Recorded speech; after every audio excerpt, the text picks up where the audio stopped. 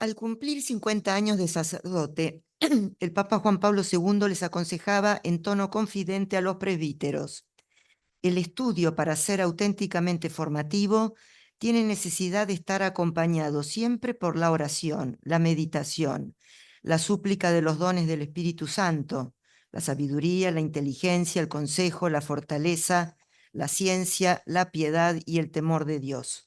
Santo Tomás de Aquino explica cómo con los dones del Espíritu Santo todo el organismo espiritual del hombre se hace sensible a la luz de Dios, a la luz del conocimiento y también a la inspiración del amor. La súplica de los dones del Espíritu Santo me ha acompañado desde mi juventud y a ella sigo siendo fiel hasta ahora. Distingue el doctor Angélico tipos graduados de experiencia que a su vez guardan cierta correspondencia con las formas de conocer del hombre. Hay experiencia de lo sensible, directamente relacionada con la sensibilidad, que encierra una amplia gama de facultades sensitivas que desde el tacto hasta la estimativa humana van aprovechando y recuperando la noticia sensible. También se conocen por experiencia, pero intelectiva, es decir, por intuición intelectual, los primeros principios, siendo despertado espontáneamente el hábito de ellos por un primer contacto con las realidades singulares. A su vez, es la memoria la que especialmente interviene en el pasaje a la experiencia intelectual, que supone y complica las experiencias sensibles individuales, pero en una consideración histórica. Es decir, más allá de la utilización de los datos sensibles como materia del conocimiento racional, específicamente humano, lo aprovechado es la misma experiencia, un aprovechamiento de lo que el sujeto ha elaborado en sus referencias al objeto gracias a su sensibilidad. Si bien aún no se da una universalidad judicativa acerca de lo conocido, propia de una forma científica de conocer, se ha conformado en el sujeto cognoscente una suerte de sobrenaturaleza por la cual resulta habituado a conocer de esa forma. Posee una luz que sin medios, espontáneamente, lo dispone a penetrar en ese objeto que en general conoce. Es lo que llamamos conocimiento experiencial o experimental. Se trata de una síntesis integradora humano-espiritual.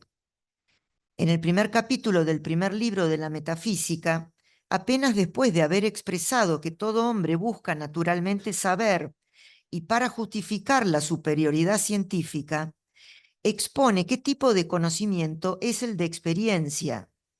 Sin embargo, el hábito de los primeros principios, nous, sin duda de nivel superior, no es ciencia en el sentido aristotélico, sino experiencia. Santo Tomás lo sigue. Se trata de una experiencia intelectual más bien caracterizada por comprometer a todo el hombre que adquirió afinidad con ese objeto frecuentado a tratar, porque no es solo ni estrictamente conocimiento del mismo, sino una simbiosis precognitiva, un preconocimiento adquirido, un presaber cómo se comportará después de haberlo sabido repetidamente. La asiduidad en el tratamiento de un objeto de alguna manera convierte al sujeto en un connatural suyo. En el orden de la experiencia humana, más allá de los ejemplos clásicos, bien vale la pena mencionar los siguientes que atestiguan el valor de esta forma de conocer. La educación, proceso intencional desde el educador, es aprendizaje por connaturalidad del educando, aunque luego y más tarde la búsqueda de justificación sea causal. Frases trilladas, pero no por eso menos ciertas, como hay que educar con el ejemplo, grafican lo expresado. El aprendizaje y la asimilación de la virtud, incluso de la cívica, es generada por una asimilación dependiente de un conocimiento por connaturalidad. Los enfermos con problemas cognitivos, incluso en situaciones de inconsciencia, conocen, aparente por lo menos, conocen afectivamente por vías no lógicas, mejor dicho, no entendidas por la ciencia positiva, y reciben la información de lo que aparentemente no están en condiciones de elaborar, pero que sin embargo sienten, y esa experiencia suele traducirse en una mejoría de salud.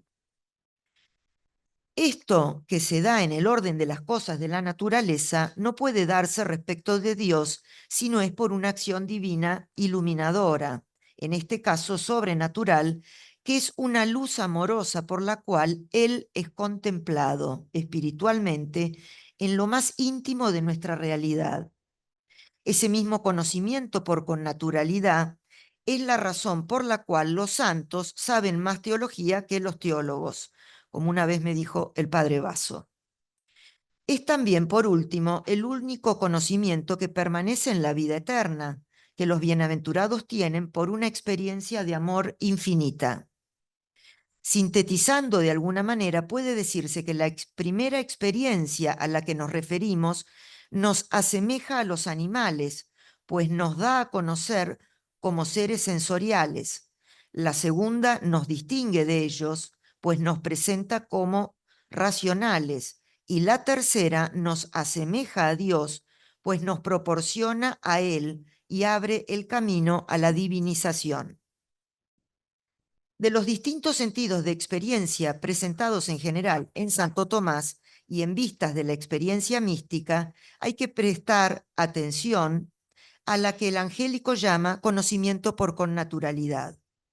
A su vez, tomaremos como base el texto en el que centralmente lo desarrolla el Tratado de la Caridad al explicar el don de sabiduría, la cuestión 45 de la segunda de la Suma de Teología. El pasaje central de esa cuestión es el siguiente. La sabiduría implica cierta rectitud de juicio conforme a las razones divinas, pero la rectitud del juicio puede tomarse en un doble sentido. Un modo según el perfecto uso de la razón y el otro por cierta connaturalidad, con aquello de lo que hay que juzgar. Por consiguiente, tener un juicio recto acerca de las cosas divinas por inquisición racional pertenece a la sabiduría, que es virtud intelectual, pero tener un juicio recto acerca de ellas, según cierta connaturalidad hacia ellas, pertenece a la sabiduría en cuanto es don del Espíritu Santo, como dice Dionisio en el de Divinis Nominibus, que Hieroteo es perfecto en las cosas divinas, no solo por aprenderlas, sino también por experimentarlas. Esta compasión o con naturalidad para con las cosas divinas se hace por la caridad que nos une a Dios según aquello de la primera carta a los Corintios. Quien está adherido a Dios es un solo espíritu con él. Así, la sabiduría, que es don, tiene ciertamente su causa en la voluntad, es decir, la caridad, pero tiene su esencia en el intelecto, cuyo acto es juzgar rectamente. Fin de la cita. Estrecho paralelo puede establecerse con otro pasaje del comentario a las sentencias, en el que en un contexto semejante la connaturalidad es presentada como afinidad. Dice, la sabiduría, según el uso de su nombre, parece hacer referencia a cierta inminente plenitud en el conocimiento. Esta plenitud en algunos se logra por el estudio y la doctrina, pero en otros se da por cierta afinidad con las cosas divinas, como dice Dionisio de Hieroteo, que, experimentando las cosas divinas, las aprendió. No es el único caso en que recurre al texto del pseudo Dionisio. Por ejemplo, como dice Dionisio en el segundo capítulo del De Divinis Nominibus, que Hieroteo, su maestro, ha sido perfeccionado en las cosas divinas, no solo aprendiendo, sino también padeciendo las cosas divinas. Pero tal compasión o con naturalidad a las cosas divinas se alcanza por la caridad que nos une a Dios. El que adhiere a Dios es un espíritu con él. En el comentario al De Divinis Nominibus, donde esa frase se encuentra, dice Santo Tomás, aprendió las cosas que dijo por una cierta inspiración más divina que la que comúnmente se da a muchos, no solo aprendiendo, sino también padeciendo las realidades divinas. Esto es, no solo recibiendo la ciencia de las cosas divinas en el intelecto, sino también amando, se unió a ellas por afecto. Pues la pasión parece corresponder más al apetito que al conocimiento, porque las cosas conocidas están en el cognoscente según el modo del cognoscente y no según el modo de las cosas conocidas. Pero el apetito mueve hacia las cosas según el modo en que son en sí mismas, y así de algún modo es aficionado a las mismas cosas.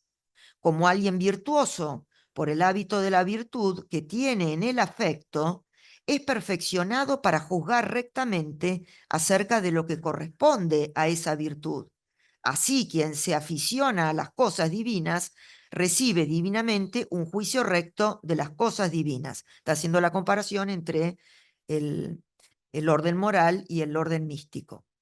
Y por eso agrega que por la compasión de las cosas divinas, esto es, porque amándolas se unió a ellas, Hieroteo fue perfeccionado, o sea, instruido a la unión y fe de ellas, que se una por la unión de la fe a las cosas que dijo. Unión no enseñable, es decir, que no puede ser enseñada por un magisterio humano, y unión mística, es decir, oculta porque excede el conocimiento natural. Santo Tomás comienza tomando de Aristóteles el término connaturalidad y su sentido básico de connaturalidad moral. Solo más tarde, y completando su significado por no identificar contemplación con especulación, lo aplica al conocimiento místico a través del don de sabiduría. Sin embargo, que el juicio por connaturalidad esté en el centro del conocimiento místico y del conocimiento práctico moral no implica confundir conocimiento con amor. La inclinación apetitiva está totalmente despojada de cualquier poder cognoscitivo. De esta manera, incluso en contextos teológicos, el angélico reconoce el concepto aristotélico. El hábito de la virtud inclina al hombre a obrar rectamente en cuanto que por ella el hombre tiene recta estimación del fin. Porque como se dice en el libro tercero de la Ética, cual alguien es, tal así le parece el fin. Si tiene una disposición inherente buena, estima bien, y lo discordante lo estima como malo y le repugna. Más radicalmente aún, dice, quien tiene el hábito de la virtud juzga rectamente de aquello que hay que obrar conforme a la virtud, en cuanto a aquello se inclina. Por eso dice Aristóteles en el libro 10 de la Ética que el virtuoso es medida y regla de los actos humanos. Es el campo del juicio práctico. Se trata de la connaturalidad prudencial, pues en la virtud ya hay una incuación del fin que por ella se alcanza y que implica una posesión anticipada de la felicidad. Y que de alguna manera avala, pienso, la indefinición del estagirita a la hora de presentar la virtud como camino o como fin. En la base del conocimiento por connaturalidad siempre está la connaturalidad, es decir, la proporción con el fin que es bien.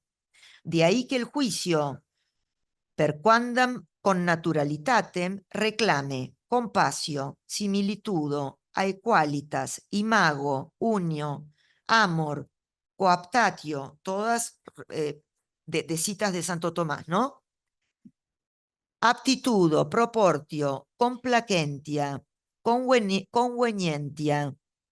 Ese conocimiento es cognitio veritatis affectiva.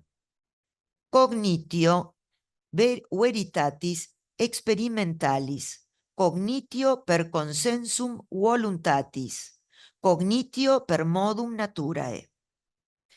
La distinción en juego es entre juicio per modum inclinationis, en el cual la inclinación hace ver rectamente al entendimiento, pues, dice, la connaturalidad con el bien verdadero es la salvaguardia de la misma visión especulativa del bien. Fin de la cita. Y el juicio per modum cognitionis, propio de quien tiene la ciencia moral, es propio de quien tiene la ciencia moral. Así juzga rectamente de lo que pertenece a la castidad, por ejemplo, quien aprendió lo que es, pero también quien es casto, lo cual da pie a una distinción semejante que es la que a Santo Tomás precisamente le interesa en este artículo. entre la sabiduría lograda por el estudio, según el perfecto uso de la razón, y la sabiduría como don tenida por cierta connaturalidad, que por supuesto tiene más relación con la caridad que con la fe. En nuestro caso, el del don de sabiduría, la connaturalidad es unión del alma con Dios por la caridad, ya que es, dice, por cierta unión con las cosas creídas que ellas mismas son conocidas. Este es el hombre espiritual. Con el sentido común que lo caracteriza, así lo presenta el angélico, yendo de lo más fácil de experimentar a lo que exige más agudeza. En todas las cosas, dice, aquel que está rectamente dispuesto tiene un juicio recto acerca de las cosas singulares, pero el que padece en sí una falta de rectitud, falta también en el juicio. El que está despierto juzga rectamente que él mismo está despierto y que otro duerme, pero el que duerme no tiene un juicio recto ni de sí mismo ni del que está despierto. Y por eso las cosas no son como le parecen al que duerme, sino como le parecen al que está despierto. Y lo mismo es acerca del sano y el enfermo, respecto del juicio de los sabores, y acerca del débil y el fuerte, respecto del juicio de los pesos, y acerca del virtuoso y del vicioso, respecto de las cosas por obrar. Por lo tanto, continúa, el filósofo dice en el quinto libro de la Ética que el virtuoso es regla y medida de todas las cosas humanas. Tal son las realidades singulares, cual el virtuoso juzga que ellas son. Recuerdan, no me entienden a mí lo que es la virtud, miren al virtuoso. Y según este modo, el apóstol, continúa Tomás, dice aquí que el espiritual juzga todas las cosas, porque el hombre que tiene el intelecto ilustrado y el afecto ordenado por el Espíritu Santo, tiene un recto juicio acerca de las cosas singulares que corresponden a la salvación. Por tanto, quien tiene la rectitud del juicio es el despierto, el sano, el virtuoso y el espiritual. A este último es a quien corresponde juzgar según reglas divinas, pues este juicio implica, como supuesto, la unión con Dios en base a cuyo conocimiento de contemplación y de consulta se puede juzgar. Pero para que se dé la unión del hombre con Dios, Dios lo ha unido a sí mismo. Él nos une a Él por la caridad y estando realmente unidos, amantes, a Él amado, nos infunde su don de sabiduría en el intelecto por acción de ese amor. En estos términos se refería Juan Pablo II a la sabiduría don descripta por el Aquinate, dice Juan Pablo, en una solemnidad de Pentecostés, en la preparación. El primero y mayor de tales dones es la sabiduría, la cual es luz que se recibe de lo alto. Es una participación especial en ese conocimiento misterioso y sumo que es propio de Dios. Esta sabiduría superior es la raíz de un conocimiento nuevo, un conocimiento impregnado por la caridad, gracias al cual el alma adquiere familiaridad, por así decirlo, con las cosas divinas y prueba gusto en ellas. Santo Tomás habla, continúa Juan Pablo, precisamente de un cierto sabor de Dios, en la cuestión 45 de la Secunda Secunde. Por lo que el verdadero sabio no es simplemente el que sabe las cosas de Dios, sino el que las experimenta y las vive. Además, el conocimiento sapiencial nos da una capacidad especial para juzgar las cosas humanas según la medida de Dios, a la luz de Dios. Iluminado por este don, el cristiano sabe ver interiormente las realidades del mundo. Nadie mejor que él es capaz de apreciar los valores auténticos de la creación, mirándolos con los mismos ojos de Dios. Gracias a este don, toda la vida del cristiano, con sus acontecimientos, sus aspiraciones, sus proyectos, sus realizaciones, llega a ser alcanzada por el soplo del Espíritu, que la impregna con la luz que viene de lo alto, como lo han testificado tantas almas escogidas. Mientras el don del entendimiento produce una primera purificación del alma, también dispone para la contemplación de Dios, más perfecta que del don de la sabiduría, acerca del cual dice Baso: contemplar las cosas divinas, juzgar de todo según ellas y ordenar todo a ellas, concreta, instintiva y experimentalmente, por cierta connaturalidad con las cosas divinas. Es evidente que para la connaturalidad con las cosas divinas hace falta la caridad, cuyo sujeto propio es la voluntad. Queda descrita la experiencia de Dios que el alma tiene por el conocimiento de lo amado donado. Lo mismo que puede constatarse en el orden empírico estrictamente humano, también se da en este tipo de conocimiento acerca de las cosas divinas. Dice nuevamente el padre Baso: aunque la caridad sea efecto inmediato de la fe, cuando aparece la fe, el amor ya debe estar presente, según lo que el mismo Evangelio nos dice. Cuando decimos a otra persona, tengo fe en ti, intentamos expresar probablemente nuestra valoración indefectible de su individualidad. Semejante confianza supone amor, penetra hasta el fondo del ser del amigo.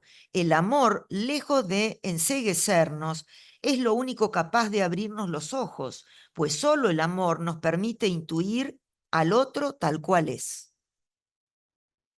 En el plano teologal de la sabiduría don, el conocimiento por connaturalidad, íntimo y experimental, emerge de la comunión real, natural, con Dios.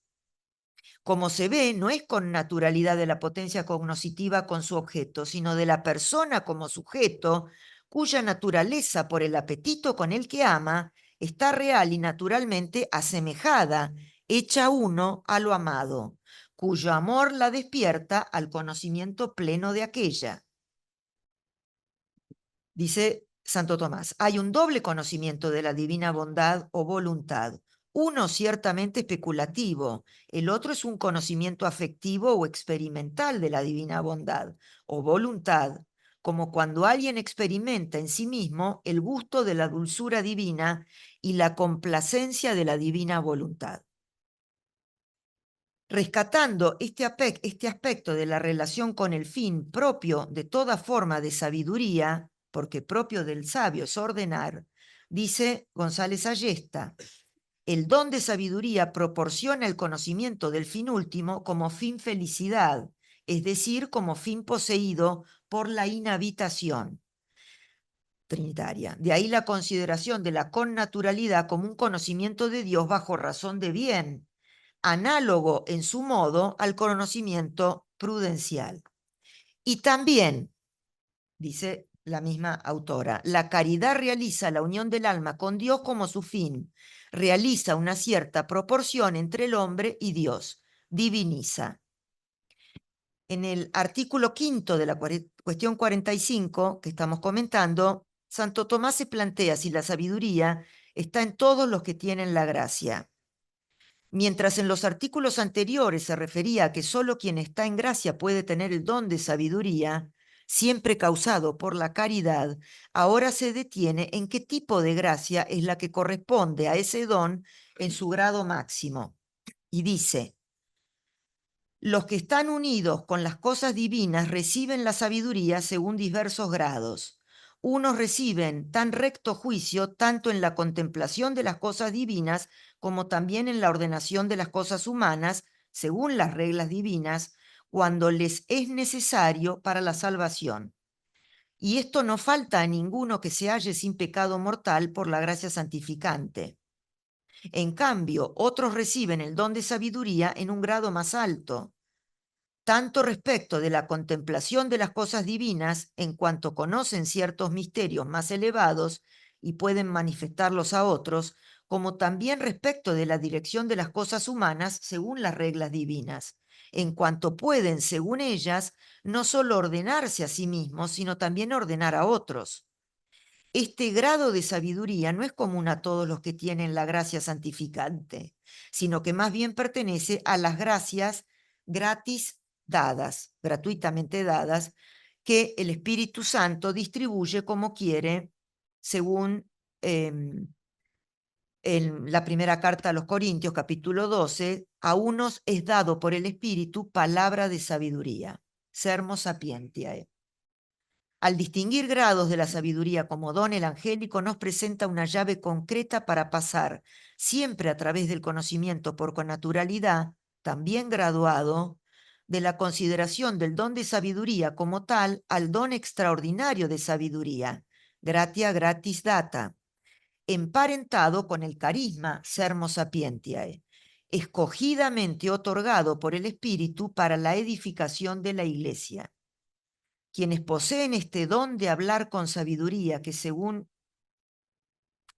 el padre Anderegin implica una mejor naturaleza individual para aplicar al servicio de los demás, es a quienes solemos llamar místicos. Sin embargo, es conveniente tener presente que todo cristiano, en gracia y por la caridad, tiene una vocación universal a la vida contemplativa y por tanto también a ser un místico que por ese conocimiento sabroso de Dios vive su unión con Él. Nada más.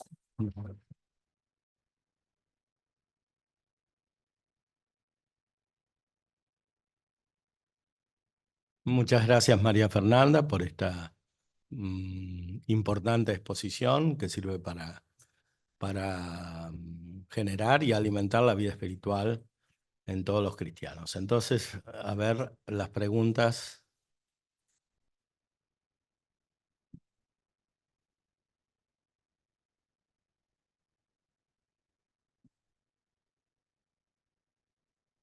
Si pueden aclarar los sujetos que son perfeccionados, es decir, las potencias que se perfeccionan por las virtudes cardinales y por las teologales. Sería, por ejemplo, la prudencia, perfeccionar inteligencia, la justicia, la voluntad, que mencionaba Maya antes, las cardinales, la fortaleza y la templanza, los apetitos concupiscible e irascible. Y ahora bien, las virtudes teologales, fe, esperanza y caridad, las ubicaríamos un poquito donde. La fe perfecciona a la inteligencia y la esperanza y la caridad a la voluntad. Aunque en las virtudes teologales hay una interacción, porque justamente como se supera la naturaleza, hay más perfecta circulación, ¿no? Santo Tomás dice que hay una circulación entre el bien y la verdad y por tanto entre la voluntad y la inteligencia. Eso se manifiesta especialmente en las virtudes teologales. La fe sí está en la inteligencia, pero no puede producir su acto y mantenerse si no es impulsada por la voluntad. Y lo mismo, la caridad no puede ejercitar su acto ni puede subsistir si no está la fe. No existe la fe sin la caridad. La esperanza supone las otras dos para ser perfecta y al menos la fe para ser informe. Es decir, la esperanza es una confianza, una seguridad en el auxilio divino, pero ese auxilio divino hay que conocerlo. Entonces, hay una circulación que finalmente se refiere a la vida trinitaria, a la relación entre el Padre, el Hijo y el Espíritu Santo. Me hace acordar esto que decís en la clase de Teodicea, el padre Ferro explicándonos las vías para demostrar que Dios es. Yo le digo, padre, le digo, ¿cómo puede ser que después de escuchar esto tan maravilloso y entender lo que es perfecto, cómo puede ser que uno tenga crisis de fe? Y entonces me contestó, que viva, es que para tener fe tenés que querer tener fe.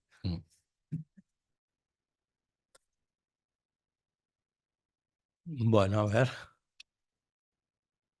Bien. No. Ah. Primeramente agradecerle por la ponencia, que es el don de sabiduría maravillosa de considerar. Dentro de los últimos tópicos que mencionabas sobre los grados en que la gracia actúa en el don de sabiduría que mencionabas, ¿no? Que hay unos al final. En alguno de esos grados de la gracia actuar, de esas formas, digámoslo así, que mencionabas, cabe algo de inerrancia al actuar. Por lo tanto, la gracia puede llegar a tocar en el alma, en el don de sabiduría, de tal manera la mente humana actúa ad modus divinum, o sea, tomado por el don de sabiduría, que cabe algo de inerrancia cuando el santo o la persona actualizada por esa gracia actúa. ¿Inerrancia querés decir como que la persona no puede equivocarse? Sí, o sea, si la gracia lleva a la persona, le ilumina la inteligencia y le fortalece la voluntad de tal manera que la decisión de una persona tomada por el don de sabiduría se puede decir que es de algún modo inerrante, ya que está actuando directamente inspirada Bueno, por... dirás vos después, pero yo pienso que nunca Dios va a actuar en nosotros anulando nuestra libertad. Y eso incluye la posibilidad de no obrar rectamente. O sea que no es que, espero no está diciendo nada que sea Bueno, herético, pero pero, inerrancia se refiere al error del intelecto, sí. bueno, pero entonces, bueno, pero es un error de juicio acerca Claro. de la verdad, de ese conocimiento. Sí, es lo que pregunta él, si una persona que tiene el don de sabiduría se puede equivocar o en cierta manera no se equivoca. Yo lo ilustraría con Yo pienso que el sí. ejemplo del mismo Santo Tomás, o sea, casi espontáneamente para resolver las cuestiones difíciles en filosofía, en teología dogmática, en moral, recurrimos a Santo Tomás, por eso estamos realizando este congreso. Entonces, la mente de Santo Tomás ciertamente tiene una capacidad superior que proviene de los dones del Espíritu Santo, además de su inteligencia natural perfeccionada por las virtudes teologales, cardinales infusas y justamente por los dones del Espíritu Santo. La única que no se puede equivocar es la iglesia considerada en su conjunto. O sea, el conjunto de la iglesia, de la iglesia quiere decir de los que tienen fe. Porque hoy se entiende por pueblo de Dios a todo el mundo, ¿no? Y a veces se pone en el pueblo de Dios a los judíos, a los musulmanes, a los ateos, etcétera. Eso no es el pueblo de Dios. El pueblo de Dios es el que tiene fe y el que tiene fe formada. Entonces, la iglesia en su conjunto, desde el principio hasta el final, no se puede equivocar. Eso lo dice Lumen Gentium, el Concilio Vaticano II. ¿Por qué? Porque tiene la mente de Cristo. O sea, es Cristo quien habla en la iglesia finalmente. Cada pastor particular se puede equivocar, incluido el Papa, salvo cuando habla es cátedra. Cuando habla es cátedra, quiere decir desde la cátedra de Pedro, como aquel que hace las veces de Cristo, que es Cristo. O sea, la Iglesia reconoce que en ciertas ocasiones particulares el Papa tiene un carisma cierto de la verdad, que es la definición que pone Dei Verbum del magisterio. No se puede equivocar en esas ocasiones. Ahora, cuando nosotros adherimos a la iglesia, a lo que dice la iglesia y también a lo que dice Santo Tomás, que es lo mismo que dice la iglesia, como explica el Papa Pablo VI en Lumen Ecclesia, entonces tampoco nosotros nos equivocamos. O sea, la equivocación o el error tiene distintas versiones, porque hay errores especulativos, hay errores respecto de verdades más universales o más particulares. Cuanto más se desciende a lo particular, es más posible el error. Respecto de las verdades universales, cuanta más claridad hay, tanto menos es posible el error. En sentido propio, tampoco es posible el error respecto de los primeros principios. De los primeros principios intelectuales, metafísicos, no es posible el error. Lo que puede haber es una confusión mental al nivel de las facultades inferiores, pero no propiamente en la inteligencia.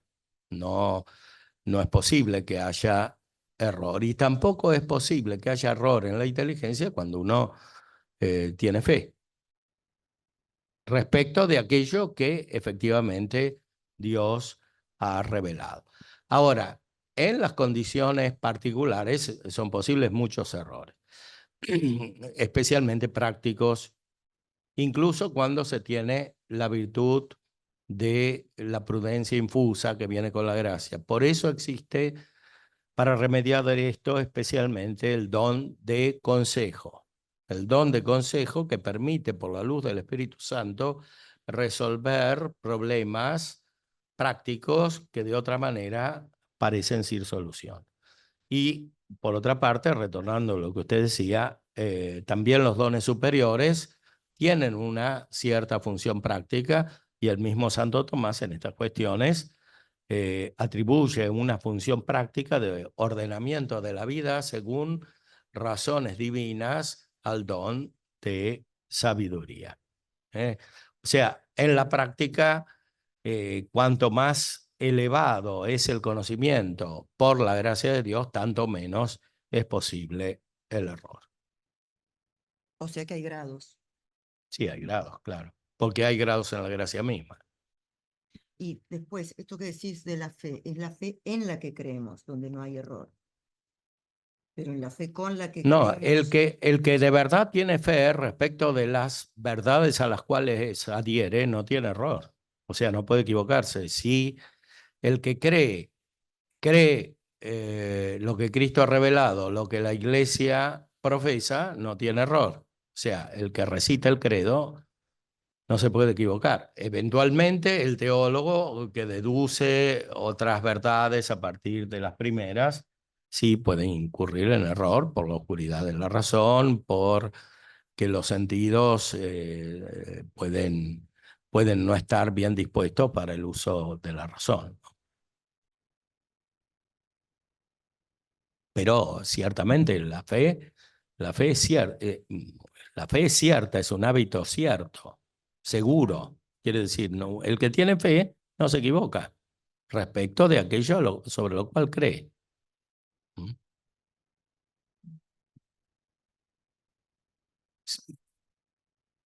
Ay, Padre.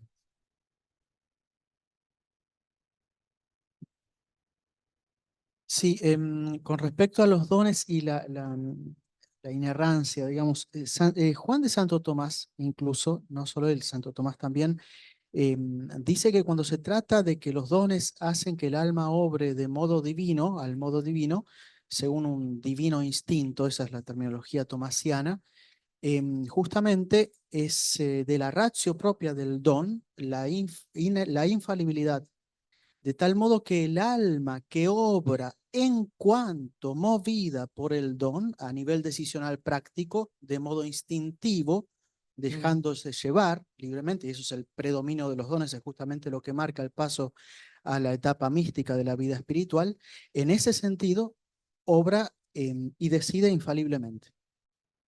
Y esto a nivel práctico operativo de seguir la moción de los dones. No puede ser que una persona obre en cuanto movida por el don y dócilmente movida por el don y yerre en la decisión tomada en todo el arco de los 7 dones. Eso es parte de la ratio de los dones, de la ratio constitutiva de la noción de don. claro, gracias, Padre. Después nos encontramos con la vida concreta de cada uno, Las ¿no? decisiones que uno toma pueden ser decisiones movidas por la razón personal, subjetiva, sin que se deje llevar por el don. Entonces, la persona sí se puede equivocar, Sí, sí, pero sí. no en cuanto movida por el don. El que nace claro, del sí, sí. Espíritu no peca, la primera carta de San Juan.